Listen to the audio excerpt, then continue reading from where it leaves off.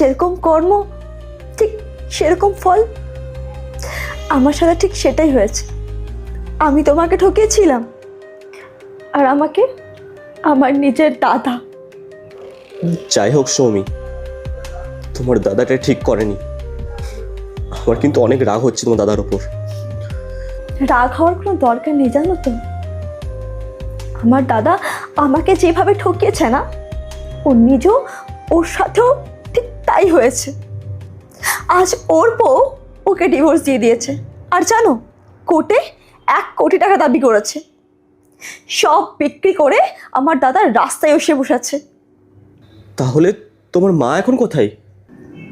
আমার মা দাদা বৌদির বিয়ে হওয়ার ঠিক এক্স্যাক্ট 1 মাস পর দাদা মাকে বৃদ্ধাশ্রমে রেখে দিয়ে চলে আসে। জানো সৌমি, আমরা যেমন কর্ম করি ঠিক তেমনই ফল পাই, আর সেটা এই জন্মেই পাই, এই পৃথিবীতেই পাই, অন্য কোথাও না। ঠিকই বলেছ।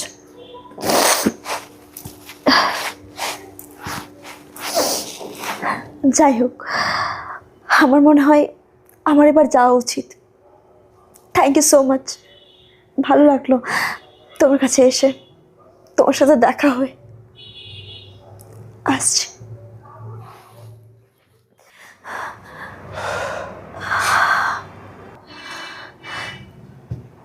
তুমি তোমার আমার ফটো এখনো ওয়ালপেপারে লাগিয়ে রেখেছো?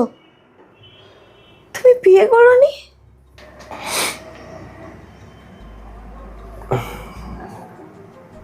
না, বিয়ে করিনি। কেন?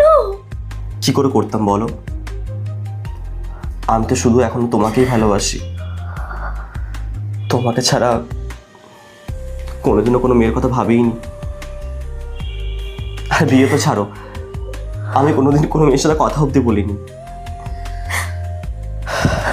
প্লিজ আমাকে ক্ষমা করে দাও। আমি তোমার সাথে অনেক অন্যায় করেছি, যে ভুলের ক্ষমা হয়তো হয় না। প্লিজ আমার পাপ থেকে আমাকে একটু মুক্ত করো, প্লিজ। ক্ষমা করে দেব, কিন্তু একটা শর্তে। বলো না, আমি তোমার সব শর্তে রাজি আছি। প্লিজ বলো। আমাকে আবার নতুন করে বিয়ে করবে? করবো, তোমাকেই বিয়ে করবো। শুধু